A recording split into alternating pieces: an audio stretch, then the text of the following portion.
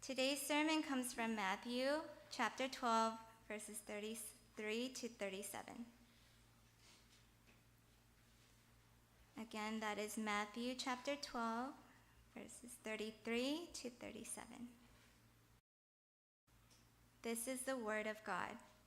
Either make the tree good and its fruit good, or make the tree bad and its fruit bad, for the tree is known by its fruit. You brood of vipers, how can you speak good when you are evil? For out of the abundance of the heart the mouth speaks. The good person out of his good treasure brings forth good, and the evil person out of his evil treasure brings forth evil. I tell you, on the day of judgment, people will give account for every careless word they speak. For by your words you will be justified, and by your words you will be condemned. This is the word of God. We're going through Matthew's series. Why should you pay attention to this message today? Because there's one thing I know about you, all of us in this place, that you talk. We all talk. And some people have a hard time of stopping it. Just non-stop talking, like my son, Dial. He's one of them. He just talks so much, non-stop talking. To the point, literally, my family, if we are with him in a small place, together for a long time, like you are driving somewhere far, literally, time to time, my wife really got headache because he was talking so much in the car. Can you please be quiet for? Keep talking. Sometimes the parents, you feel the same thing. They say the same thing over and over 100 times, such as, "Are we there yet? Are we there yet?" We were going down to Legoland one day. It was just 1 hour driving, but it felt like 5 hour driving. "Are we there at Legoland yet?" "Not yet." You just ask the same question. It's non-stop talking. It definitely has my gene on that. Yeah, I love to talk, as you can see. Do you know why we have a clock back there, not up here?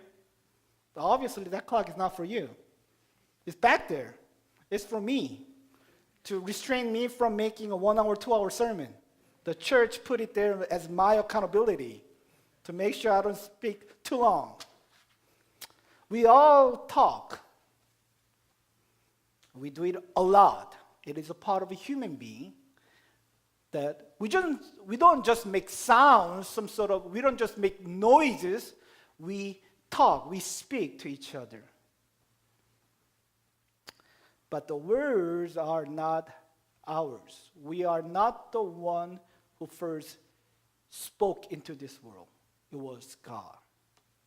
We speak only because our God is God who speaks. And we were created after him in his image. Because God speaks, so we do that same after him, like no other creatures. This is why our daily speech matters. First and foremost, our language belongs to God. We think, because I'm the one who's speaking, I'm the one who's talking, I'm saying it, so what? It's mine. No, the word belongs to God. We are using his.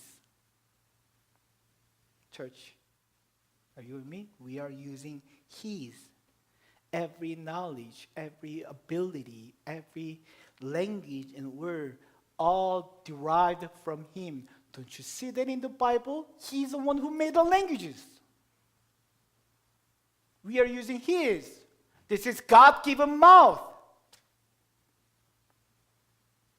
All came from God. The ironic thing is that we all know and understand that our words, our speech are important, that it matters, but at the same time, we speak so carelessly. We all understand and we believe and know that our word matters. They are important. They are serious. They are precious. We all care about it, yet at the same time, we speak carelessly, often, frequently. How do I know that we all care about talking our words? Well, simply, I can just say it this way. Nobody here in this place is okay with being mute. Anybody here is like, I'm okay being mute. But we all care about speaking. I want to speak. It's important to me. It is important. What I can say is important. And we all understand the words are very important in our lives, from the beginning of life to the end of life. Look at parents who have babies and how they long for the child to speak the first word, not just make a sound like, Amma, Mommy, yes. Like, I'm like that. I was like that just a couple of weeks ago. My second child, Abigail, to speak, Appa, Appa, yeah, Daddy. Said it. We care about it. And to the point, there's some parents that when the child, the baby, is just mumbling, he said Jesus! Nobody heard that but the parents. I wish. Yesterday, my wife and I, we were driving, and Abigail was like, oh, God, God. And we were like, she said Abigail. She said Abigail. Or at the end of the life, at the deathbed, the family members cares about hearing, listening to the last words of that person. Honey, Mommy, Daddy, I'm here. Please, can you speak my name? Can you say something? Before you die, can you say something?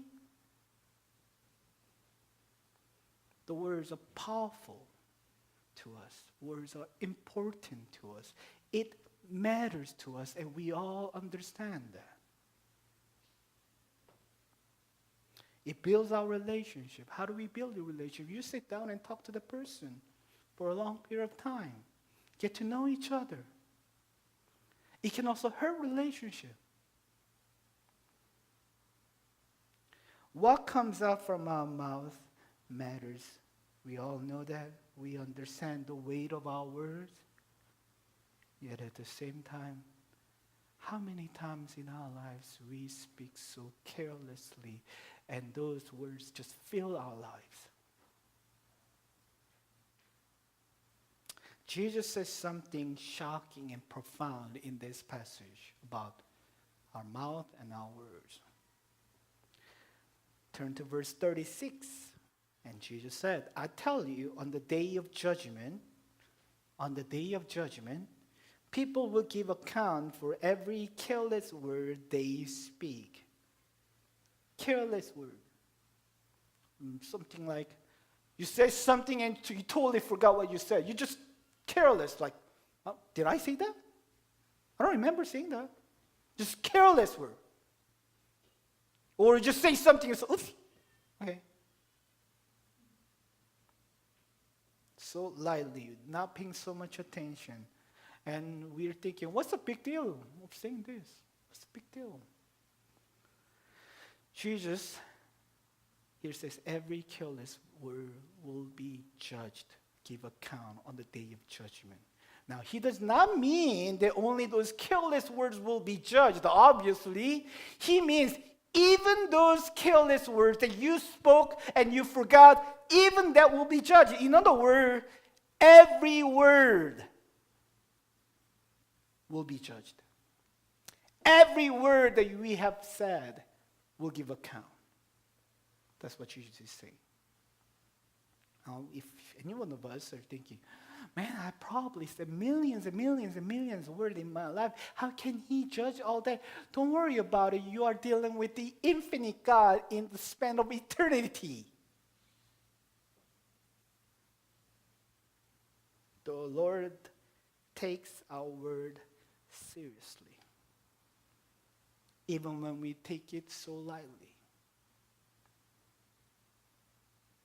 what's the big deal for me to say that at the moment? Because I was just upset or, just said it. So I'll tell you how big of a deal it is. Our words have consequences, as you know. It has present-day consequences. Just like I just said it a couple minutes ago, that it can build relationship, it can hurt relationship. It can encourage other people, it can comfort other people who are in sorrow and make them to feel differently, see it differently. It can bring people in unity and love and harmony. At the same time, it can kill spirit. It can heal the wounds or create wounds. It can divide people. It can bring down the organization. It can really hurt people and change their life in many different ways. Words of important people can even cause war in this world.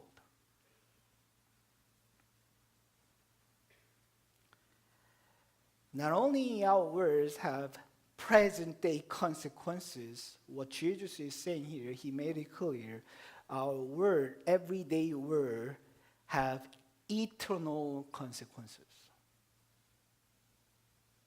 Eternal consequences. That you will give account on the day of judgment, and that will have impact eternity. Have you ever thought about that? Did you know that? What I just said yesterday, and I completely forgot, but they will have eternal consequences.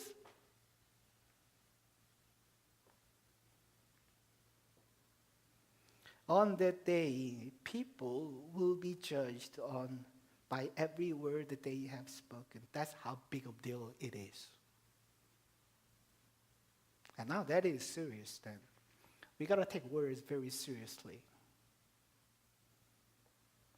We shouldn't just say something because we were not in a good mood, because we were frustrated at the moment, we were angry, or we were upset, or whatever reason.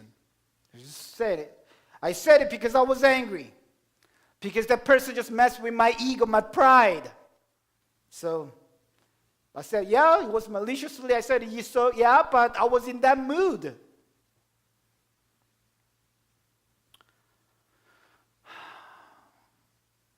We can see that in this culture, that people take words so lightly. I've seen a person who couldn't just finish one sentence without having F word in that sentence. Have you ever seen people like that? Non-stop? People, whether the little children are present or not, just using foul languages, profanity. People, just because old lady is just driving so slowly, and just that person is not driving in the way that I want him or her to, so just cussing.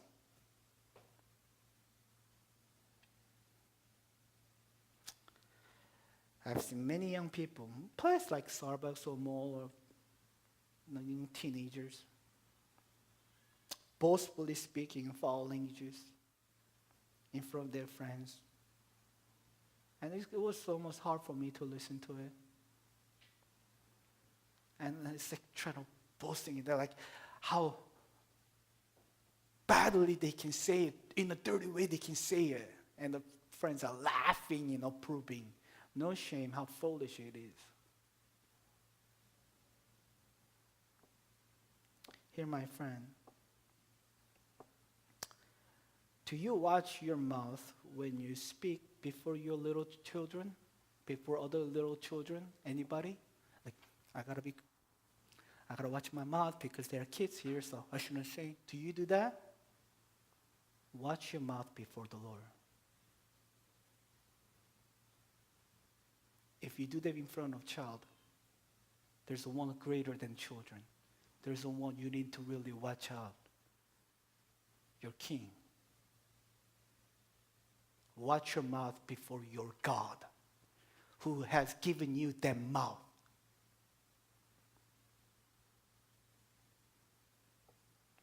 If we all listen to, let's say you recorded your everyday word, what you said for the past 1 month. So you carry a recording with you, and you recorded what you said for past 1 month, and we all listening together, how would you feel? How would you feel? Everything you said. The tone. Anybody want to do that? I don't want to do that. But that's what we will do with the Lord. What he's saying here is nothing will be missed, nothing will be dismissed. Every word that we spoke will give account on that day.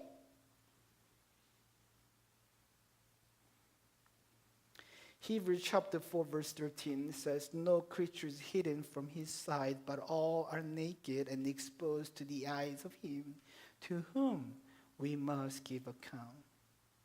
Everything is exposed to him. We must give account. He will hold us accountable of what we have said. Why? Because it is God-given mouth, God-given word, languages, knowledges. We do all from his. Your mouth is not just yours. And as I meditate on this, and I feel the same way with you.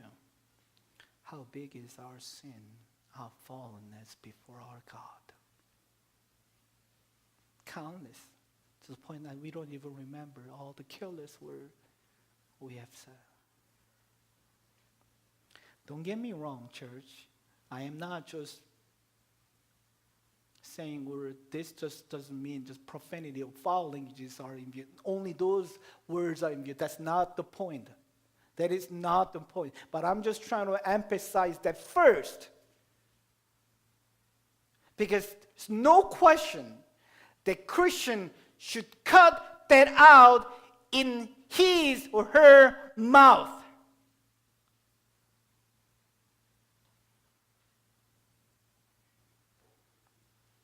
If you try to have this feeling of by cussing at someone, it's like some sort of power over them, authority, and you better have a respect. If that's what we try to do by using those languages, it's laughable. You just made a fool out of yourself. It just shows that you have no respect, no authority, no power. If that is the only way you can grab it. If that is the only way that you try to grab it, it means throughout your life, by your acts and actions and words and deeds, you did not build your respect. You just don't have it. If somehow that makes you feel better by just cussing at someone, if that makes you feel better, I suggest you to be on your knee and pray that the Lord may cut the tongue of hell from your mouth and the rottenness of your heart.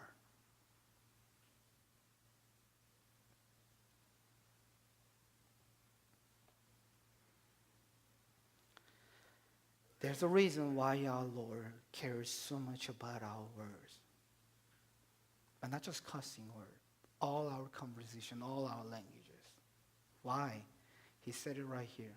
Because our words are not just the sounds in the air that we make. It's not just a noise. It's a fruit that we bear. Church, are you with me? Our words are the fruit that we bear. They are productions that we produce in life. We are making. What do you make? All day long you work. So what did you make? Our words are a production. The fruit. That's how Jesus put it right here. Fruit. And he used the parable of tree. Let's turn our attention to the verse 33.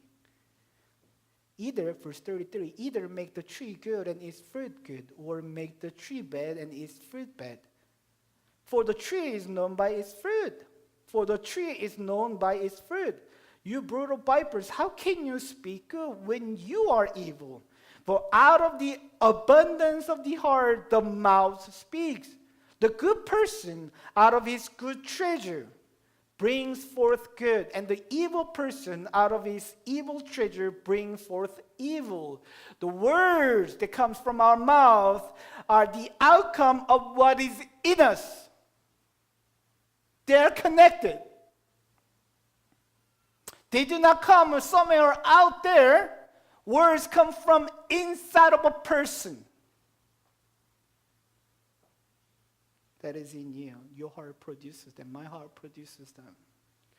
Jesus is teaching this fundamental truth that your word reveals who you are. Your word reveals your heart. That is why he weighs our words so much. When you look at a tree, how do you know that that is an apple tree? I mean, you may be an expert of the leaves and trees, but for most of us, I believe, you know it is an apple tree when the tree has apples. And I can argue with you at the spot, like, but this tree, it looks like an orange tree, and you will laugh at me. Billy, when the tree has apples, that's an apple tree. Even though it may look like an orange tree, you think it can look somewhat like it, but when the tree bears apples, we call it apple tree. It may look like the person looks so godly and pious and good, but when the person produces that, that's what we call it. That's what it is. Even if you look like an orange tree, apple comes out, that is an apple tree. You can argue all that you want. That's what Jesus is saying here. Your words reveals who you are. You cannot hide it. You can try it, but you cannot hide it. This is why if you spend long enough time with someone, talking, and you get to know that person, what she loves, the person's interest, desire, background, knowledge, you just cannot hide it. Whatever's in you will come out from you. Who you are, it will come out from you. The one who loves fashion will sit down and love to talk about fashion. It's like, the trend, the shopping, design, colors. Guys get together and people, if they love golf, they talk golf and they will just non-stop. Basketball? Non-stop basketball. Because it's in them. They love it. They care about it. They think about it all the time in their life. They search ESPN all the time. Oh, and so they talk about it. If I ask you to come up here and can you say something about the book of Habakkuk, Joel? And let's say you have no idea what it is about, and you stand here. Hi. Nothing to say. Nothing to say.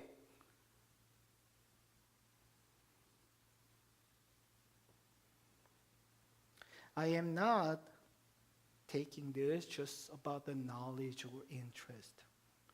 What Jesus is saying here is not just limited to knowledge, interest, desire, love. He makes the connection ours and our heart. Heart is the core of the being. The person's knowledge, thinking, emotion, volition, love, desire, all the person who she is. That produces words.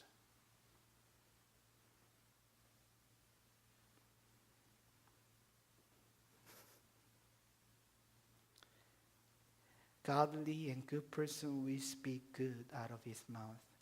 Evil person will speak evil out of the wicked heart. We don't want to believe that. We don't want to believe that. What you just said here, we don't want to believe it. Even though I said it, I'm not that kind of person. I just said it. We don't want to believe that.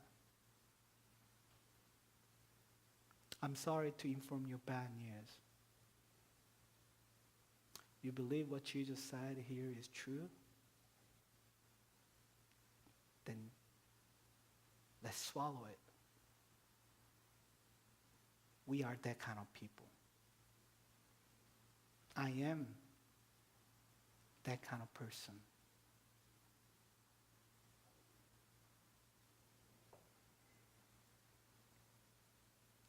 If it wasn't in our mind, it wouldn't come out of our mouth at all. The words of slander, gossip, judgment, condemnation, malice, anger, etc. The words problem are hard problem.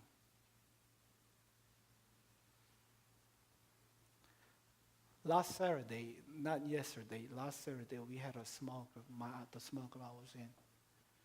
And we supposed to meet at 2 p.m. My wife and I, our family was getting ready to be there by 2. Abigail was just crying. She just wanted to be held. So we tried to get ready and pack and change while holding Abigail, dealing with Abigail. And my son, Dial, guess what?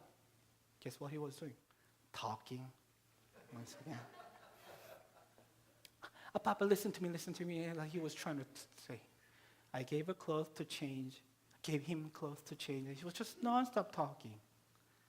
So it frustrated me.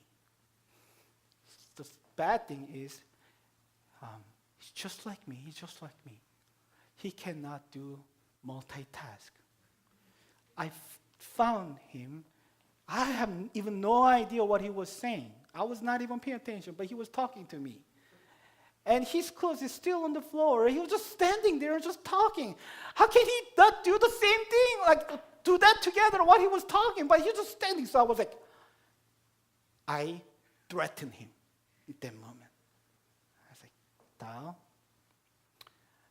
Mommy and Daddy and Abigail, we all going to go to Uncle Zeno's house, and we're going to have fun. But you're not going to get to play with Dylan, Lauren, Isaiah, etc., etc. You're going to stay home by yourself. You're late. We're not going to go with you. Too bad. You're going to stay home by yourself. We all going to have fun, but not you. Yeah, I said that. And my son tells me, Papa, you're so mean. God revealed at that moment again, through 5-year-old boy,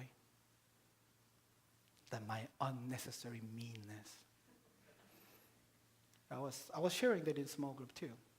As I was going to the small group meeting, I was thinking, what a horrible dad. I just threatened him. I was like, you don't get to go. You're just going to stay home by yourself, not going to have any fun. Why did I say that? Why did I say that? And it's because there is in me that I don't want to hear people thinking or saying, pastor being late for the small group. I was like, that was more important to me than my son. It's like, what pastor not being small. That was more important. That's what I said. Because that was not helping me to get what I want. So I said it. I was like, oh Lord,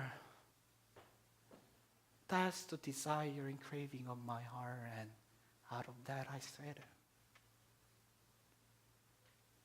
When I get in an argument with my wife, I can somehow tolerate almost most of the things. But when my wife said, what kind of pastor, blah, blah, blah, blah. And you teach people, blah, blah, blah, you, blah, blah, blah, blah. Whatever is the rest of the sentence, doesn't matter. Whatever the rest of the sentence doesn't matter. When she say that, it just press my button. And my self-defense system is activated.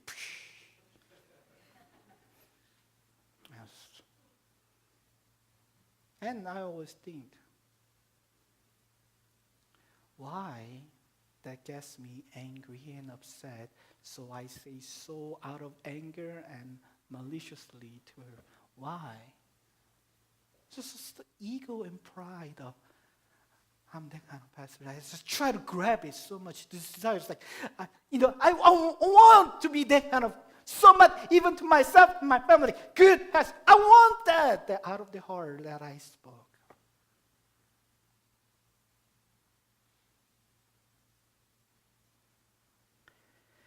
Jesus said, out of the abundance of the heart, the mouth speaks. You search your words, you can see what is in your heart. What you love, what you crave, what you worship, what your idols are, what you value, what you prioritize in life, the words just reveal them. But he made me to say that, but she said it first. Billy, you don't understand the circumstance I was in. It's just like that. Let me tell you this. Hot weather, windy weather does not make apple tree to bear oranges.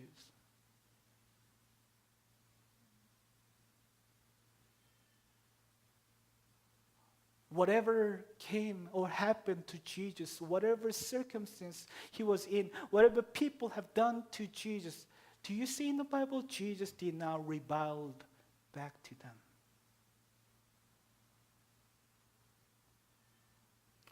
When the evil and sin is done to me, when something wrong and someone has done wrong, I need to speak in truth and correct. That is wrong, that is evil. Why did you do that? Why did you say that to me? That is not right. You can say that, but not like maliciously.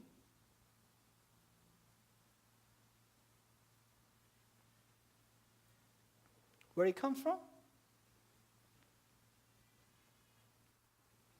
Luke chapter 6, verse 43, 44, Jesus says similar things there. For no good tree bears bad fruit, nor again does a bad tree bear good fruit. For each tree is known by its fruit. For figs are not gathered from thorn bushes, nor the grapes are picked from the bramble bushes.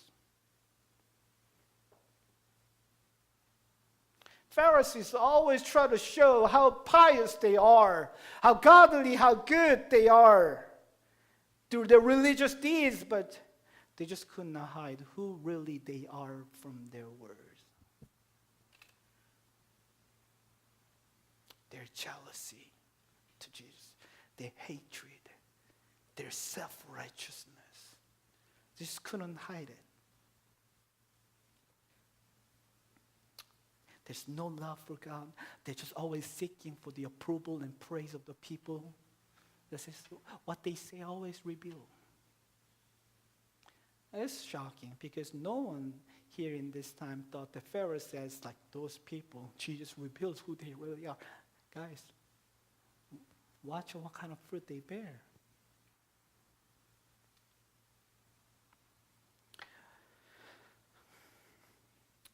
Then we need to seriously think about this, brothers and sisters. Am I a religious hypocrite? Pious and godly at church gathering? Know what to say?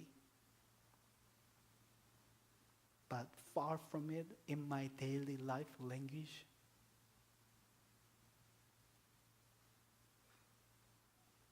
I hope this sermon and this message shows you the necessity of the cross and the necessity of Christ and His grace.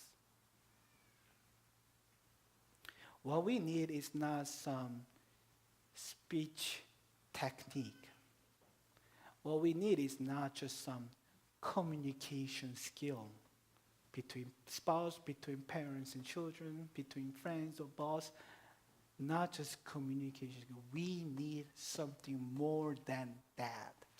What we need is heart transformation. You want your words to be changed? Your heart needs to be changed. How can you do that? John 15, verse 4 and 5. I'm almost done. Abide in me and I in you. As a branch cannot bear fruit by itself. You just cannot do it by yourself. Unless it abides in the vine, neither can you unless you abide in me. I am the vine and you are the branch. Whoever abides in me and I in him, he it is that bear much fruit. Apart from me, you can do nothing. We had a bad root. We were a bad tree. Brothers, sisters, to all believers, you are transplanted to the new tree, new vine, to Jesus Christ.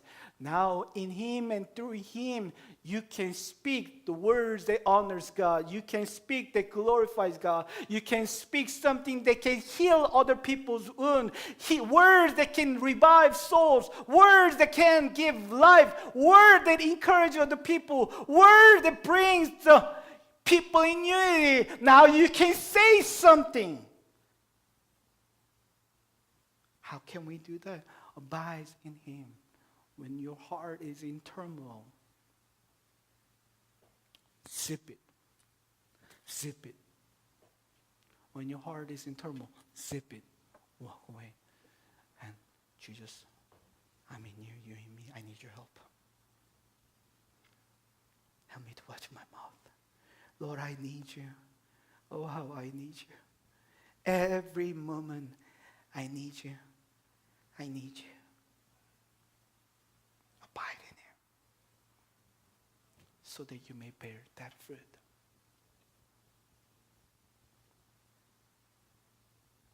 Whatever you think at the moment is wise or success, try to manipulate the moment, try to make excuse and, like me, try to activate the self-defense mechanism.